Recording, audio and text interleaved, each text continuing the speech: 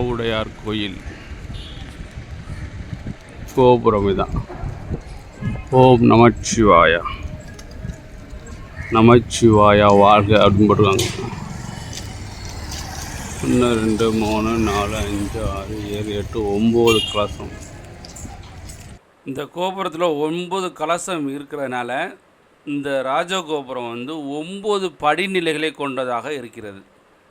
அதாவது நான் ஆல்ரெடி ஒரு வீடியோவில் சொல்லியிருக்கோம், ஒரு கோபுரம் எத்தனை கலசம் இருக்கோ அத்தனை படிநிலைகள், படிநிலைகள்னால் இந்த மாடி மாதிரி சொன்னோம் இல்லையா, அத்தனை படிநிலைகள் கொண்டதாக தான் இருக்கும். அதனால் 9 கலசம் இருக்கிறனால இந்த கோபுரம் 9 படிநிலைகளை கொண்ட கோபுரம்.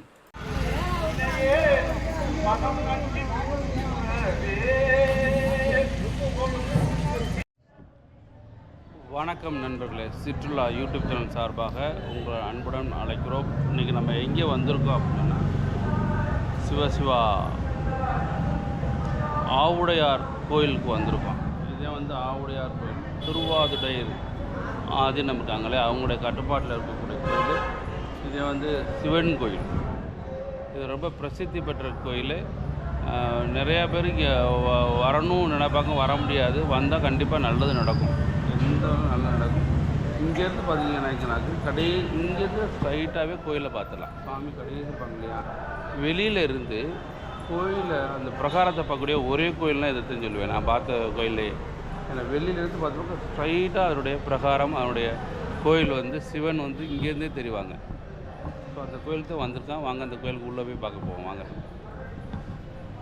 போகலாமா?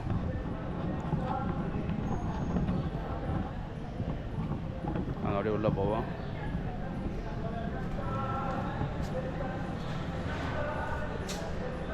இதுதான் கோயில் உள்ளே வந்துட்டான். இப்போ உள்ள வந்துக்கிட்டு இருக்கான். இப்போ நாங்கள் அதில் இங்கே ஒரு சாமி இருக்காங்க. என்ன சாமின்னு தெரியல. இங்கே ஒன்று இருக்காங்க.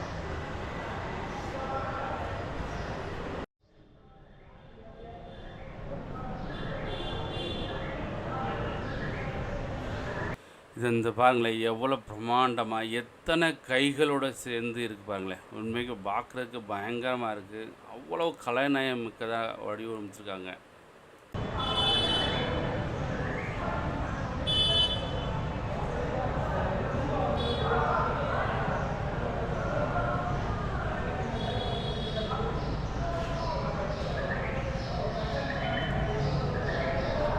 இந்த கோயிலோட சிறப்பு என்ன அப்படின்னா, இந்த கோயிலில் தான், அதாவது இங்கு தான் மாணிக்க வாசகர் திருவாசகம் இயற்றினார். அந்த மாதிரி ஒரு சிறப்பு வாய்ந்த கோயில் தான் ஆவுடையார் கோயில்.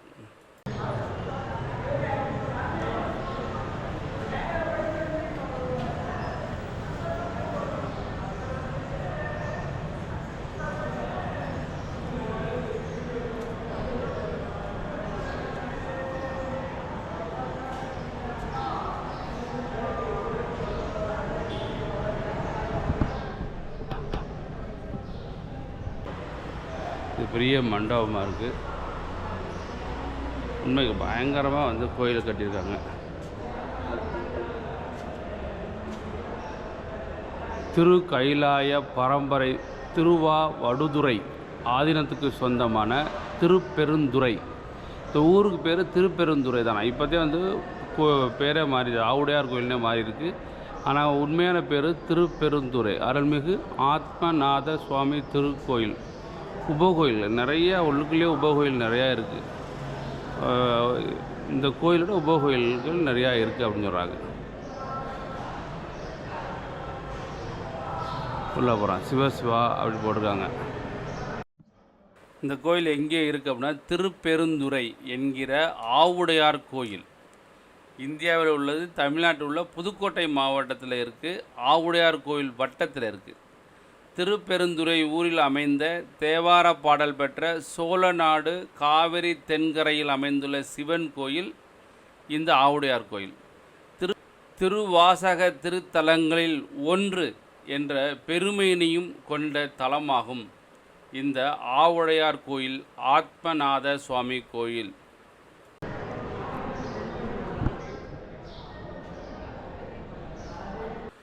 கோயிலுக்கு முன்னாடி உள்ள பெரிய மண்டபம் இருக்குல்லையா, அந்த மண்டபத்தில் தான் நம்ம இப்போ நின்றுக்கிட்டு இருக்கோம். அந்த மண்டபத்தில் சின்ன சின்ன சாமிகளாம் இருக்குது. அதை பார்த்தோம்.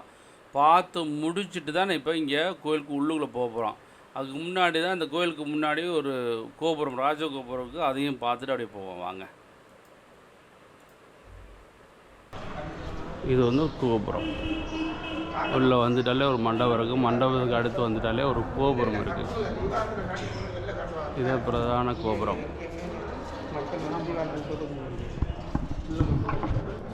இது வந்து பிரதான கோபுரம். இதுதான். இந்த கோபுரத்துக்கு அப்புறம் தான் உள்ளுக்குள்ளே சாமி இருக்குது. சாமி உள்ளே போகிறோம். போகலாமா? உள்ளுக்குள்ளே இது ஒரு மண்டபம் இருக்கும். உள்ள மண்டபம் இருக்குது. மண்டபம் வந்து முடிஞ்ச உடனே வந்து ஒரு கோபுரம் இருக்குது.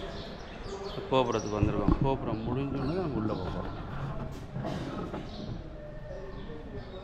அங்கே பாருங்களேன், சிவான்னு தெரியுதா? அதே வந்து கோயில். இந்த வீடியோவில் நம்ம என்ன செய்ய போகிறோம்னா, கோயிலுக்கு உள்ளே போகாமல் கோயில் உள் பிரகாரத்திலேயே வந்து நிறையா கோயில்கள், அப்புறம் மாணிக்க வாசகர், சிவன் இவங்கெல்லாம் இருக்காங்க. அவங்களையும் பார்த்துட்டு அவனுடைய கதையெல்லாம் கேட்டுட்டு அடுத்த வீடியோவில் வந்து நம்ம கோயிலுக்கு உள்ளே போகிறோம். இப்போ வந்து உட்பிரகாரம், கோயில் உள்ள பிரகாரத்தில் சுற்றி நம்ம பார்க்க போகிறோம். வாங்க போகலாம்.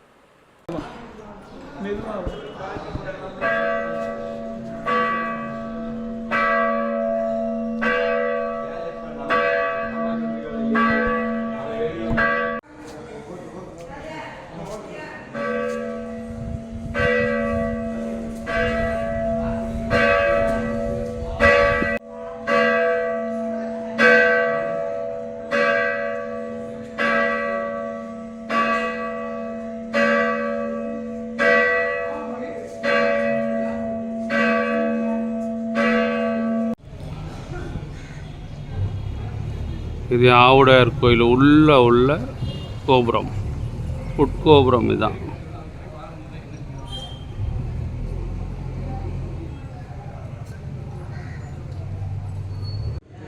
இதை வந்து இங்கே மணி அடிக்கிறதுக்கு பெரிய மணி வச்சுருக்காங்க பாருங்கள்.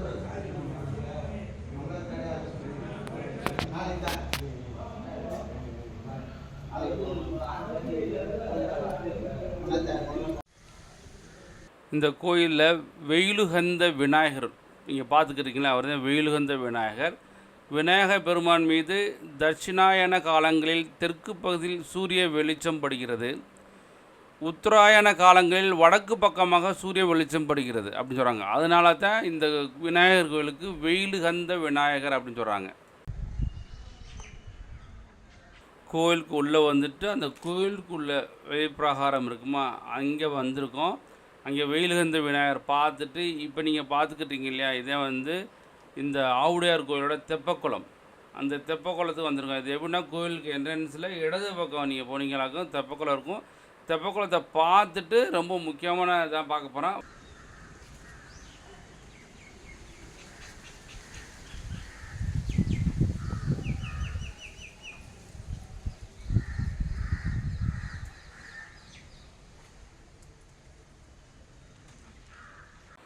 கோயிலுக்குள்ளே வந்துட்டு அந்த கோயில் வெளிப்பிரகாரத்தில் வந்து நம்ம ஒரு விநாயகர் செயல் பார்த்தோம், தெப்பக்குளம் பார்த்தோம்லையே. அதுக்கடுத்து இங்கே ஒரு மண்டபம் இருக்குது. இந்த மண்டபத்தில் தான் ஒரு சிறப்பு வாய்ந்தது முக்கியமானதெல்லாம் இருக்குது சொல்கிறாங்க. அதில் வந்து ஒரே கல்லினால் கற்சங்கிலி, ஒரு கல் தான்.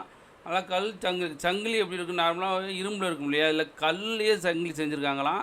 இந்த மண்டபத்தில் நிறையா இருக்குது. நிறையாவது மியூசிக் 2 தூண் வந்து இசைக்கக்கூடிய தூண்கள் வேறு இருக்கான், இசை தூண்கள் வேறு இருக்குது. அதெல்லாம் பார்க்க போகிறோம். வாங்க உள்ளே போய் பார்ப்போம் வாங்க.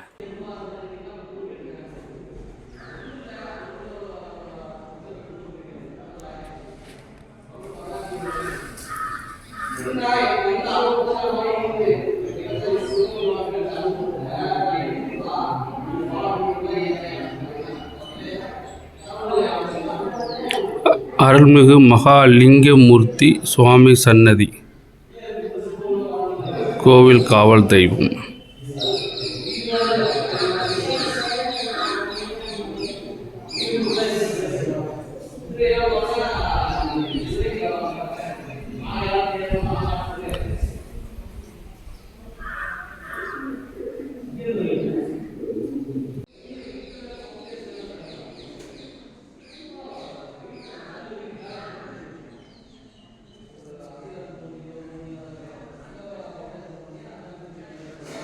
இப்போ பார்த்துக்கிட்டு இருக்கீங்க இல்லையா, மண்டபத்தில் ஒரு மண்டபம் இருக்குது. மண்டபத்துக்கு மேலே வந்து ஒரே கல்லிலான கற்சங்கிலி, கல்லாலான சங்கிலி. நார்மலாக சங்கிலி வந்து இரும்பில் இருக்கும், ஆனால் கல்லுலேயே இந்த சங்கிலி செஞ்சுருக்காங்க.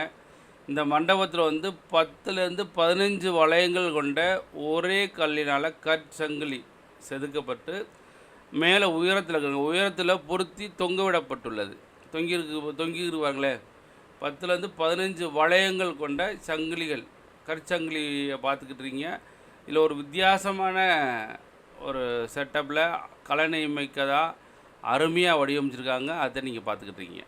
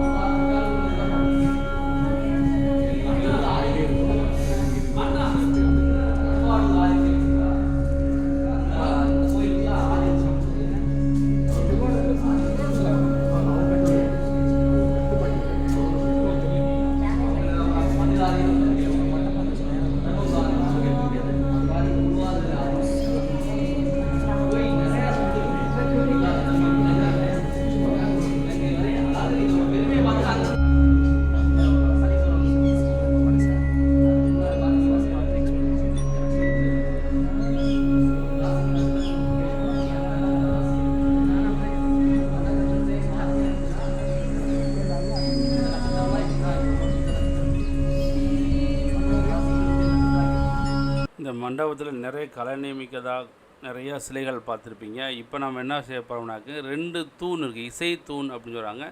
வர்றவங்களாம் அது லேசாக தட்டுனாங்களாக்கு மியூசிக் மாதிரி வருது அப்படின்னு சொல்கிறாங்க.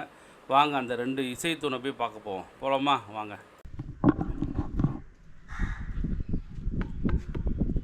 இது இசை.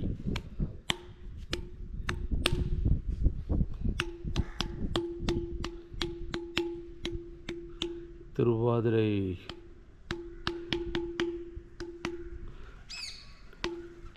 இசைத்தூண், இந்த கோயிலில் உள்ள இசைத்தூண் இது 2 அப்படின்னு சொல்கிறாங்க.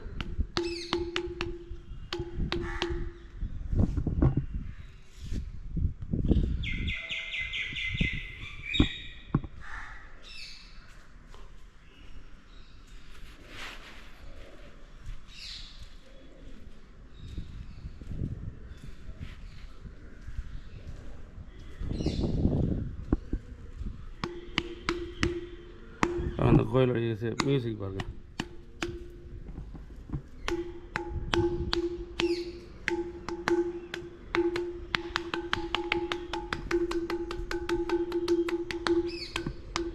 மியூசிக் நல்லா கேட்குதா?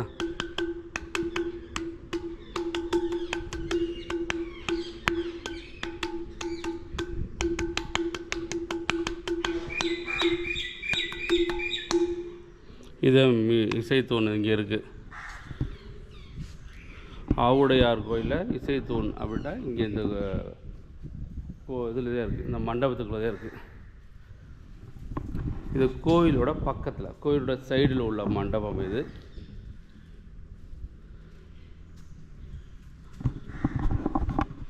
ஸோ கோவில் பக்கத்தில் சைடில் உள்ள மண்டபம், அந்த மண்டபத்தில் தான் அந்த பார்த்துக்கிறீங்க. நல்ல அழகாக வந்து சிலையெல்லாம் வடிச்சிருக்காங்க. சூப்பராக சிலையெல்லாம் வடிச்சிருக்காங்க. அருமையாக இருக்கு பாருங்களேன். ஒவ்வொன்றுமே வந்து கலைநயம் மிக்கதாக இருக்குது. ஒவ்வொரு சிலையுமே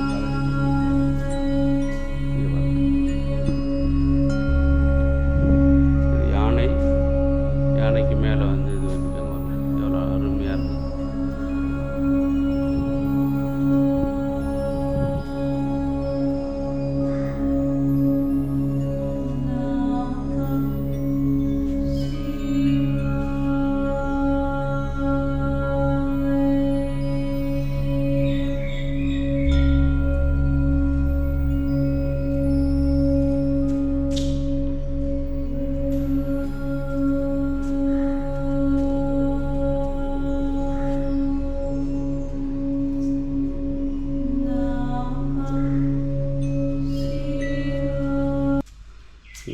எவ்வளோ அழகாக வந்து தூணில் அழகாக வடிவமைச்சிருக்காங்க.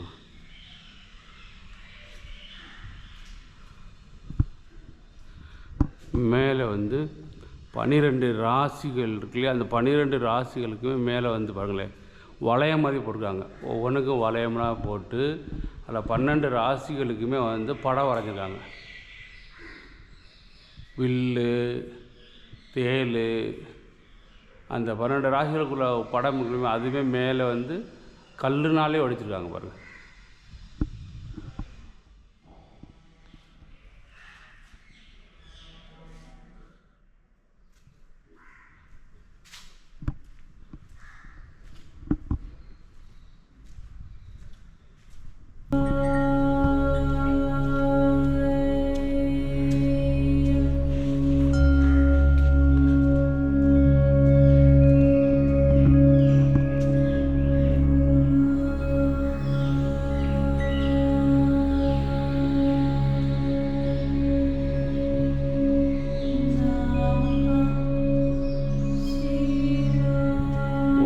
கல்லுனால எப்படிலாம் வருது.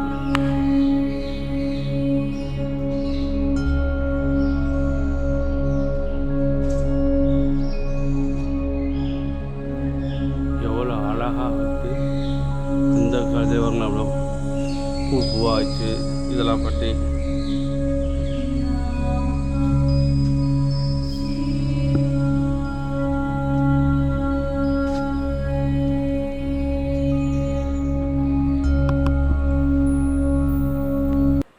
இப்போ பார்த்துக்கிட்டு இருக்கீங்களா. இதே வந்து இந்த ஆவுடையார் கோயிலோட தல விருட்சம் எது அப்படின்னா குருந்த மரம். இந்த குருந்த மரத்தில் அடியில் தான் மாணிக்க வாசகர் வந்து அந்த திருவாசகத்தை எழுதினார் அப்படி சொல்கிறாங்க. வாங்க அதை பற்றியும் பார்ப்போம் வாங்க. இறைவன் எழுதியவை. சிதம்பரத்திலும் சிவபெருமான் மாணிக்க வாசகர் முன்னர் ஒரு வேதியர் போல வந்தார். அவரை வரவேற்று வணங்கி தாங்கள் யாரோ என்று வாதவூரார் கேட்டார். நான் பாண்டி நாட்டைச் சேர்ந்தவன், உமது புகழை கேட்டு நீர் பாடிய பதிகங்களை ஓத வந்தேன் என்று அந்தணர் கூறினார். நான் சொல்கிறேன், நீர் அவற்றை எழுதும் என்று கூறினார் திருவாதவூரார். அதற்கு ஒப்புக்கொண்ட அந்தணர் பல செயல்களை எழுதி முடித்தார். இறுதியில் திருச்சிற்றம்பலம் உடையார் மீது ஒரு கோவை பிரபந்தம் பாட வேண்டும் என்று வேண்டினார். வாதவூடிகளும் பாடி முடித்தார். முடித்ததும் ஓலைச்சுவடியின் முடிவில் மாணிக்க வாசகன் சொற்படி அம்பலவாணன் என்று கையொப்பமிட்டு திருமுறை கோவிலின் திருவாயூர்படியில் வைத்து மறைந்தார். அதை பார்த்த ஒருவர் அவ்வேடுகளை எடுத்து பார்க்க அது திருவாசகமும் திருக்கோவையும் கொண்ட சுவடியாய் இருந்தது. மிகவும் மனமகிழ்ந்த அவர் 3000 நடந்த நிகழ்ச்சியின் பொருள் என்ன என்று வாதவூராரை கேட்டார். அவர்கள் அனைவரையும் திருச்சிற்றம்பலத்துக்கு அழைத்து சென்ற வாதவூரார் பொருள் இதுவே என்று கூறி திருச்சிற்றம்பலத்தை காட்டி மறைந்தார். இந்த திருவாசகம் எழுதிய இடம் இதுதான். இவரின் படைப்புகள் திருவாசகம், திருக்கோவையார் சொல்லி சிவனால் கையால் எழுதப்பட்ட நூலுதான் திருவாசகம். திருவாசகம் இயற்றப்பட்ட இடம்தான் வந்து இந்த ஆவுடையார் கோயில் ஊர். இந்த ஊரில் தான் வந்து திருவாசகம் இயற்றினாங்க அப்படின்னு சொன்னாங்க. அந்த இடத்துக்கு தான் வந்திருக்கோம். நம்ம வந்து இவர் சிவன் வந்து உட்காந்துருக்காரு, மாணிக்கவாசகர் நின்றுக்கிட்டு இருக்கார். ஸோ மாணிக்கவாசகர் சொல்லி சிவன் இயற்றிய நூல் வந்து திருவாசகம். அந்த இடத்துக்கு தான் வந்திருக்கோம். கண்டிப்பாக உங்களுக்கு நன்மை பயக்க வேண்டும் என்ற அடிப்படையில் தான் நான் இங்கே வந்திருக்கேன். கண்டிப்பாக நல்லதே நடக்கும்.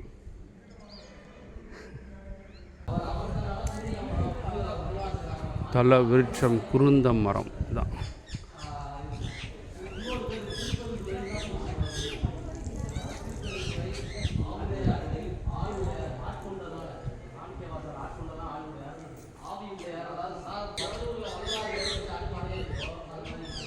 மாணிக்கவாசருக்கு உபதேச காட்சியாம். மாணிக்கவாசருக்கு உபதேசம் பண்ணாங்களாம். அந்த காட்சியை வந்து இங்கே சிலையாக எடுத்து வச்சுருக்காங்க. ஆவுடையார் கோயில். ஆவுடையார் கோயிலில் வந்து மாணிக்கவாசருக்கு உபதேச காட்சி இது ஆவுடையார் கோயிலுடைய வெளிப்பிரகாரம். இது எப்படி ஒரு 40-50 அடிக்கு ஹைட்டாக பண்ணியிருக்காங்க. ஆவுடையார் கோயிலின் அற்புதங்கள். சிவபெருமானே நரியை குதிரையாக்கி கொண்டு வரும்படியும் மண் சுமந்து அடிபடும்படியும் நடந்து கொண்டது. இரண்டாவது அற்புதம் வந்து பிறவி தொட்டு ஊமையாயிருந்த பெண்ணை பேச வைத்தமை. மூன்றாவது அற்புதம் என்னென்னா, தம்முடைய திருவாசகத்தையும் திருக்கோவையாரையும் சிவபெருமானை எழுந்தருளி வந்து எழுதும் பேறு பெற்றுக்கொண்டது. அற்புதம் 4 என்னன்னாக்க, எல்லாரும் காணத்தக்கதாக திருச்சபையினுள்ளே புகுந்து சிவத்தோடு கலந்தது. இந்த 4 அற்புதங்கள் தான் இந்த கோயிலில் நடந்தது அப்படின்னு சொல்கிறாங்க. எவ்வளோ பெருசாக கட்டியிருக்காங்க. ஆவுடையார் கோயிலுக்கு வெளியில் உள்ள பிரகாரத்தில் நடந்து போய்கிட்டு இருக்கேன். இது ஆவுடையார் கோயில். எதுனா காரைக்குடிக்கு தாண்டி ஆவுடையார் கோயில் போக வேண்டியிருக்கு. நண்பர்களே, 1000 ஆண்டுகள் பழமை வாய்ந்த ஆவுடையார் கோயிலை கட்டியவர் வந்து மாணிக்கவாசகர். மாணிக்கவாசகர் உபதேசம் செய்த இடம் தான் இந்த ஆவுடையார் கோயில். அதெல்லாம் பார்த்தோம். இது வந்து கோயிலோட வெளிப்பிரகாரத்தில், கோயிலுக்கு உள்ளே வந்து அது கூட வெளிப்பிரகாரத்தில் உள்ளதை ஃபுல்லாக பார்த்தோம். இப்போ சுற்றி வந்துக்கிட்டு இருக்கேன். அந்த வெளிப்புறம் சுற்றி அடுத்து கோயிலுக்கு உள்ளே போக போகிறோம். கண்டிப்பாக இந்த காட்சிகள் பிடிச்சிருக்கும்னு நினைக்கிறேன். கண்டிப்பாக இது பார்ட் 1ன்னு வச்சுக்கோங்க. அடுத்து வந்து கோயிலுக்கு உள்ளே போக போகிறோம். உள்ளே போயிட்டு என்னுடைய ஹிஸ்ட்ரி எல்லாத்தையும் பார்க்க போகிறோம். கண்டிப்பாக இந்த வீடியோ பிடிச்சிருக்கும்னு நினைக்கிறேன். மறந்துடாமல் நம்ம சேனல் சிற்றுலாவை சப்ஸ்கிரைப் பண்ணுங்கள். இதை நிறைய பேத்துக்கு ஷேர் பண்ணுங்கள். ஏதாச்சும் நீங்கள் சொல்ல விருப்பப்பட்டீங்கன்னா கமெண்ட் பண்ணுங்கள். ஸோ நண்பர்களே, ஆவுடையார் கோயிலுக்கு வந்திருக்கோம். கண்டிப்பாக இந்த பலன் உங்களுக்கும் கிடைக்க வேண்டும் என்ற அடிப்படையில் தான் வந்திருக்கோம். கண்டிப்பாக இந்த பலன் உங்களுக்கும் கிடைக்கும். நன்றி நண்பர்களே, நன்றி, வணக்கம். கண்டிப்பாக இதே மாதிரி அடுத்த பார்ட், 2வது பார்ட், ஆவுடையார் கோயிலோட 2வது பார்ட்டை வந்து அடுத்து பார்ப்போம். அந்த 2வது பார்ட் என்ன இருக்குன்னு சொன்னால், கோயிலுக்கு உள்ளே போகிறோம். கோயிலுக்குள்ளே பயங்கர கலைநயமிக்கதாக இருக்குது. இந்த கோயிலோட சிறப்பு எல்லாமே அடுத்த வீடியோவில் பார்க்க போகிறோம். கண்டிப்பாக இந்த வீடியோ பிடிச்சிருக்கும்னு நினைக்கிறேன். மறந்துடாமல் நம்ம சேனல் சிற்றுலாவை சப்ஸ்கிரைப் பண்ணுங்கள், லைக் பண்ணுங்கள். நன்றி நண்பர்களே, நன்றி, வணக்கம்.